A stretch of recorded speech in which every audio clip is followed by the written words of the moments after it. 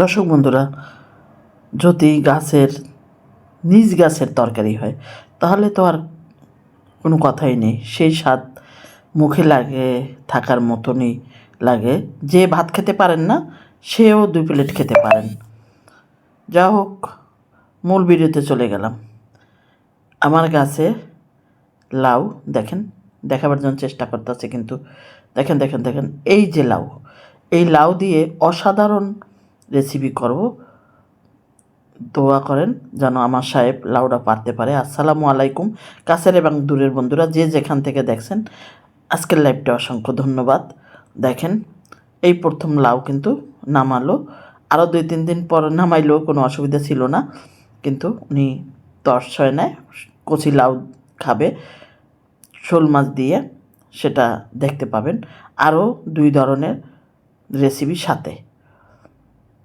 এখন সাথে টমেটো নেওয়া হবে, কাঁচা পাকা, মানে আধা কাঁচা আধা পাকা। নিজের গাছের টমেটো কতটা যে টেস্ট, কত যে মজা, সেটা যারা খান তারাই বোঝেন। বাজারের টমেটো কিন্তু ভালো লাগে না। নিয়ে চলে যাচ্ছি এখন কাটাকাটির পালা। প্রথমে লাউ কাটবো।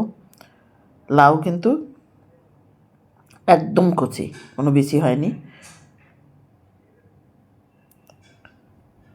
এই কাটনের ভাবটাই অন্যরকম। কাটার উপরে নির্ভর করবে কিন্তু লাউয়ের মজা। সেটা কিন্তু অনেক মা চাচিরাই জানেন, যে আপুরা জানেন না তাদেরকে বলতেছি। লাউ কাটলে পাতলা পাতলা করে সবুজ অংশ, ছোলাটা সবুজ থাকবে সেরকমেরই কিন্তু রাখতে হবে। পেঁয়াজ, রসুন, ধনিয়া পাতা, তারপরে টমেটো, একে একে করে সব কিছু কিন্তু কাটতেছি। গুছ হয়ে গেলে তারপরে মাছ, এই যে দেখেন কই মাছ, শোল মাছ, তারপরে শিমের যে ভর্তা হবে সেগুলা গাছের শিম, বিচিওয়ালা শিম কিন্তু এখানে রাখলাম ধুয়ে। ভাত হয়ে গেছে, এখন কিন্তু লাউ চড়াবার পাড়া। প্রথমেই তৈলের সাথে পেঁয়াজ কুচি দিয়ে ভালো করে ভেজে নিলাম। হালকা বাদামি কালার করে ভেজে নেওয়ার পরে আদা রসুন বাটা 1 চামচ দিয়ে আবারও লাড়াচাড়ার মধ্যে থাকতেছি। তারপরে কিন্তু একটু পানি দিয়ে দিলাম যেন মশলাটা পুড়ে না যায়। এখানে শুকনো মশলা, হলুদের পাউডার, মরিচের পাউডার, ধনিয়ার পাউডার, জিরার পাউডার, স্বাদ মতো লবণ দিয়ে ভালো করে মিশাই নিতে আসি। তোল কিন্তু একদম কম, আপনারা দেখতে পাচ্ছেন। আমি কিন্তু সবসময় একটু পানি দিয়ে কষায় কষায় তরকারি রান্না করার জন্য চেষ্টা করি। কিছু মাছ এখানে দিয়ে দিলাম, ওই মাছের থেকে কিছু মাছ এখানে দিয়ে দিলাম, বেশি দিলাম না, কেন লাউয়ের ভিতরে মাছ বেশি দিলে কিন্তু খেতে ভালো লাগে না, সেজন্য। এখন লাউগুলা ঢেলে দিলাম কষানোর পরে। অসাধারণ একটা রান্না আমার মতন করে এরকমের এই শীতে অবশ্যই লাউ এভাবে রান্না করবেন। আশা করি লাউয়ের ভিতরে বেশি পানি দেওয়ার কোনো দরকার নাই, যে পানি উঠবে তাতেই আমাদের লাউ সিদ্ধ হয়ে যাবে। ঢাকনা দিয়ে একটু নেড়ে চেড়ে দেখেন কতটা পানি উঠছে। এই পানিতেই কিন্তু আমি লাউটা সিদ্ধ করে নেব। এখনও কিন্তু যে ইনগ্রিডিয়েন্টস দেইনি, সেটা কখন দেব সেটা কিন্তু অবশ্যই দেখতে পাবেন। এই যে আমার এই মাছের ভিতরে কিন্তু মাছ দিয়ে রান্নার পরও কিন্তু মুসুরি ডাল দিয়ে রান্না করছি। আমার এক খালা কিন্তু অসাধারণ ডাইল মাছের যে লাউ, এর স্বাদই অন্যরকম। গ্রেভিটা ঘন করে খেতে অসাধারণ লাগে। সিম কিন্তু কাঁচামরিচ, রসুন দিয়ে সিমটা সেদ্ধ করে নিলাম। দেখেন একদম পানি শুকিয়ে ভাজা ভাজা করে নিয়েছি ভর্তার জন্য। এরকমই করতে হবে, তাহলেই টেস্টি লাগবে ভর্তা। এখানে শুকনো মরিচ আর তৈল পেঁয়াজ দিয়ে একটু ভাজা করে নিতে আসি। যা হোক, এদিকে লাউ রান্না মোটামুটি আগাই গেলাম। সামনে কি দিলাম, টমেটো।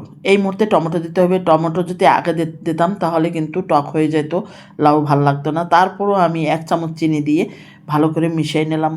চিনিটা অবশ্যই আমি ভালো লাগার জন্য ব্যবহার করি। আপনারা যদি কেউ দিতে না চান তাহলে স্কিপ করবেন, আর একবার দিয়ে দেখেন কী স্বাদ লাগে। টেস্ট কিন্তু 3 গুণ বেড়ে যাবে এই চিনির কারণে। সাথে ধনিয়া পাতা দিয়ে আমার রান্নাটা কিন্তু মোটামুটি রেডি, একদম খাওয়ার উপযুক্ত হয়ে গেছে। দেখেন ঠান্ডা ঠান্ডা লাউ হইলে ভাত 1 প্লেট ভাত খাওয়া যাবে এই লাউ তরকারি দিয়ে। এখন মাছ ভুনা, যে শোল মাছ, ছোট শোল মাছ, সেই সরিষার তেল দিয়ে পেস্টটা একটু ভেজে নিলাম, একটু পানি দিয়ে আদা রসুন বাটা দিয়ে মরিচের পাউডার, হলুদের পাউডার, ধনিয়া জিরার পাউডার দিয়ে ভালো করে মিশিয়ে নিলাম। একদম শর্টকাট করে রান্নাটা দেখাইলাম। তেল কিন্তু খুব কম। দেখেন আমি এখানে মাছটাও ভুনা করে নিতে আসি নতুন আলু দিয়ে। এই মাছ ভুনা ধনিয়া পাতা দিয়ে যে কি মজা, সেটা না খেলে বুঝবেন না। আমি খাই, আমি বুঝি কতটা মজা। এটা কিন্তু আমাদের বরিশালের রান্না। বরিশালে কিন্তু আমাদের এইরকম কষায় কষায় রান্না করে, সকালে পানি ভাত দিয়ে খেতে খুব মজা লাগে। এখন অসাধারণ সেই ভর্তাটা বানিয়ে নেব। এই মরিচটা কিন্তু একদম মচমচা, পেঁয়াজের বেরেস্তাটাও সুন্দর করে একসাথে একদম মিহিন করে নিলাম। এখানে কিন্তু এই ভর্তাটা যে কি মজা লাগছে সেটা কার কাছে বলবো। আপনারা এভাবে একদিন হয়ে কাঁচা পেঁয়াজ দিতে একদম ভুলবেন না, সাথে সরিষার তেল দিয়ে ভালো করে চটকাইয়া মেখে নেবেন, তাহলেই মজা স্বাদ। এখনই কিন্তু এই ভর্তা দিয়ে ভাত খেতে কে কে পছন্দ করেন। তারপরে এই যে আমার সেই কাঁচামরিচ, রসুন আর শিম, বিসিএলা শিম ভালো করে চটকাইয়ে হয়ে যাবে কিন্তু মজাদার একটা ভর্তা। এই ভর্তা দিয়ে গরম ভাত খেতে কিন্তু অসাধারণ লাগছে। অনেকেরই জিভে জল এসে গেছে, বুঝতে পারছি রেসিপিটা শেষ। যদি ভালো লাগে একটা লাইক কমেন্টস করে সামনের দিকে এগিয়ে দেবেন, এই প্রত্যাশা রেখেই শেষ করলাম আজকের রেসিপি। অবশ্যই ভালো থাকবেন। যদি ইউটিউব থেকে দেখেন ইউটিউব চ্যানেলটা সাবস্ক্রাইব, এবং ফেসবুক থেকে দেখলে ফেসবুকটা ফলো করে সামনের দিকে এগিয়ে দেবেন। ধন্যবাদ।